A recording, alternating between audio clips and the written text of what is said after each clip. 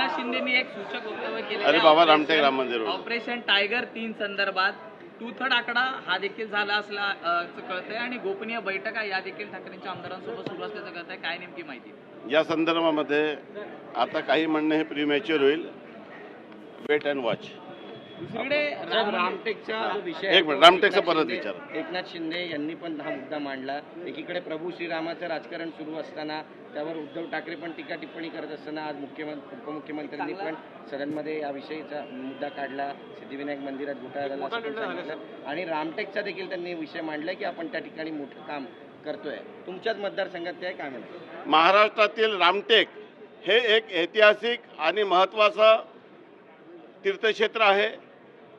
महाराष्ट्रात प्रभू रामचंद्राच्या स्पर्शाने पावन झालेली रामटेक ही भूमी आणि 1971 मध्ये ज्या वर्षी माझा रामनवमीला जन्म झाला तेव्हापासून चॅरिटी कमिशनरनी याला पब्लिक ट्रस्टकडे अशी ऑर्डर दिली होती। 71च्या ऑर्डरला जॉईंट चॅरिटी कमिशनरकडे अपील झाली, जॉईंट चॅरिटी कमिशनरकडून डिस्ट्रिक्ट कोर्टला अपील झाली, डिस्ट्रिक्ट कोर्टकडून हायकोर्टला गेलं, हायकोर्टकडून परत चॅरिटी कमिशनरला आलं आणि तब्बल 55 वर्षानंतर चॅरिटी कमिशनरच्या ऑर्डरच्या 55 वर्षानंतर रामटेक राम मंदिर देवस्थान विश्वस्त व्यवस्था अधिनियम 2026 परवा कॅबिनेटमध्ये आज विधानसभा आणि विधान परिषदेमध्ये पारित करण्यात आलं। त्यासाठी मी परमेश्वराला प्रभू रामचंद्राला मनापासून त्यांचे आभार मानतो की त्यांच्या आशीर्वादामुळे मी निवडून आलो। माझ्या मतदारसंघाची जनता, माझ्या मतदारसंघाचे कार्यकर्ते आणि माननीय मुख्यमंत्री, दोन्ही उपमुख्यमंत्री यांना मी मनापासून धन्यवाद देतो की त्यांनी विधिमंडळामध्ये हा कायदा पारित केला आणि या कायद्यामुळे रामटेकच्या राम मंदिरामध्ये सुमारे 50 पेक्षा जास्त वर्षापासून जो कोर्ट रिसिव्हर होता त्या ठिकाणी एक विश्वस्त मंडळ येईल आणि अयोध्येच्या धर्तीवर जे काही आम्हाला अडचणी येत होत्या त्या सर्व अडचणीवर मात करण्यासाठी हे विश्वस्त मंडळ शासनाचा विश्वस्त मंडळ आहे आणि एक उपविभागीय अधिकारी दर्जाचा डेप्टी कलेक्टर दर्जाचा अधिकारी 24 तास त्या ठिकाणी नियुक्त राहील आणि यामुळे रामटेकच्या विकासासाठी एक खूप मोठं बॅरियर होतं ते आता दूर झालेलं आहे आणि 24 तास डेडिकेशननी काम करणारा ट्रस्ट आणि एक SDO लेवलचा अधिकारी रामटेकच्या राम मंदिरात कार्यरत राहील। तुम्ही भावनिक होताय, हा मुद्दा तुमच्यासाठी खूप भावनिक आहे। 55 वर्षाच्या या संघर्षाला ऐतिहासिक यश असं म्हणावं हे मी माझ्यासाठी माझ्या जीवनातील सर्वात मोठा भाग्य समजून घेतो की मी रामटेक मतदारसंघातून आमदार झालो आणि 1971ला रामनवमीच्या दिवशी माझा जन्म झाला आणि मी रामटेकचा कुठलीही माझी तशी पार्श्वभूमी नव्हती। जात पात पंथ पक्षच्या पुढे जाऊन लोकांनी मला निवडून दिलं आणि एकदा नाही तर 5दा निवडून दिलं आणि राज्य सरकारमध्ये मी विधी व न्याय खात्याचा राज्यमंत्री झालो आणि हा विधेयक आज विधानसभेमध्ये मला मांडण्याची संधी दिली। माननीय मुख्यमंत्री महोदयांनी मला कॅबिनेटमध्ये बसून देखील हा विषय मांडू दिला आणि माननीय शिंदे साहेबांनी मला राज्य सरकारमध्ये राज्यमंत्री केलं। त्यामुळे हे भाग्य मला लाभलं आणि मी रामटेकच्या विकासासाठी रामटेकच्या राम मंदिराला देखील राज्याचा आणि देशाचा आणि आंतरराष्ट्रीय दर्जाचा एक प्रमुख तीर्थक्षेत्र म्हणून विकसित करण्यासाठी वचनबद्ध आणि कटिबद्ध राहील आणि पूर्ण डेडिकेशननी आयुष्याच्या शेवटच्या श्वासापर्यंत रामटेकच्या राम मंदिराला पुढे नेण्याचा शक्ती परमेश्वराने मला द्यावी अशी मी त्यांच्या चरणी प्रार्थना करतो।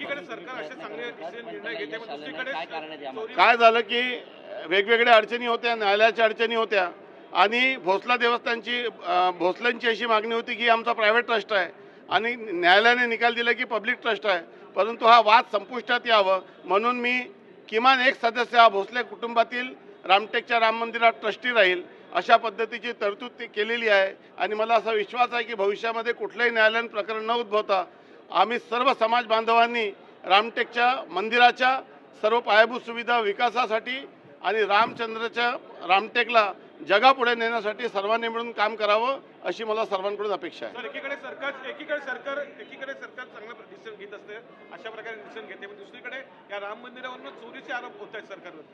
कसं झालं की एखादी चुकीची घटना घडली म्हणजे अशा पद्धतीचं त्याच्यात राजकारण करणं योग्य नाही। ज्या लोकांनी रामाला काल्पनिक म्हटलं ज्यांनी राम मंदिराचा विरोध केला, ज्यांनी कारसेवकांवर अत्याचार केला, ते लोक आज रामाची काळजी घेऊ लागले. त्यांची गरज नाही आहे. माननीय मोदीजी आणि माननीय अमित शाह साहेब हे सक्षम आहे आणि महाराष्ट्राचे मुख्यमंत्री आणि दोन्ही उपमुख्यमंत्री रामटेकच्या विकासाकरणासाठी वचनबद्ध आणि कटिबद्ध आहे.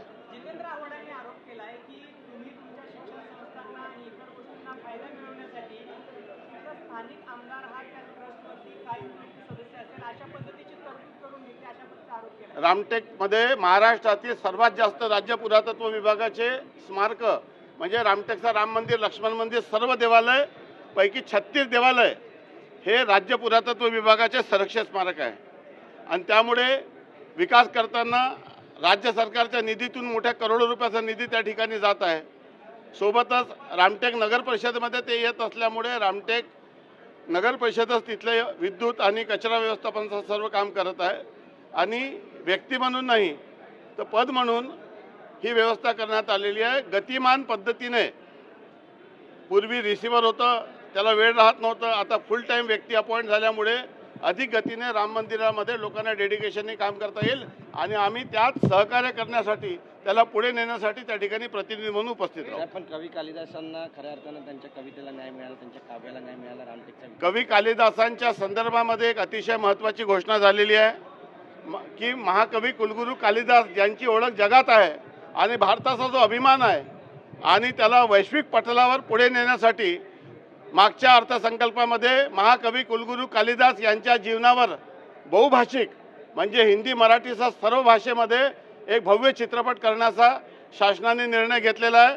पुढील 8 दिवसामध्ये त्याचा शासन निर्णय आपण निर्गमित करत आहोत आणि महाराष्ट्राचा वैभव, मध्य प्रदेशचा वैभव, या देशाचा वैभव महाकवी कुलगुरू कालिदास यांची ओळख देशातील सर्व जनतेला आणि जगापुढे शेक्सपियरपेक्षा मोठा माणूस, मोठं व्यक्तिमत्व आपल्या भारतात होतं, ही व्याख्या जगापुढे नेण्यासाठी महाकवी कुलगुरू कालिदास यांचा चित्रपट निश्चितच महत्त्वाचा ठरणार आहे. आणि त्याही पुढे जाऊन रामटेकला माननीय मुख्यमंत्री महोदयांनी जी चित्रनगरी जाहीर केली आहे, आजच मला वाटते माननीय आशिष शेलार साहेबांनी ते जाहीर केलं.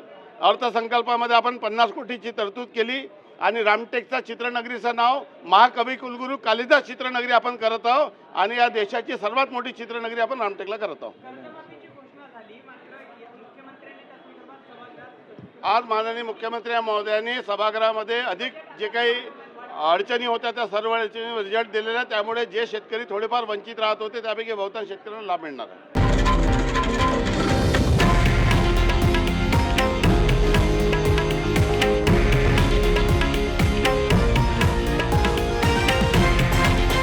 हे आहे देशातील नंबर 1 न्यूज नेटवर्क आणि आपण पाहत आहात TV9 मराठी, एकमेव.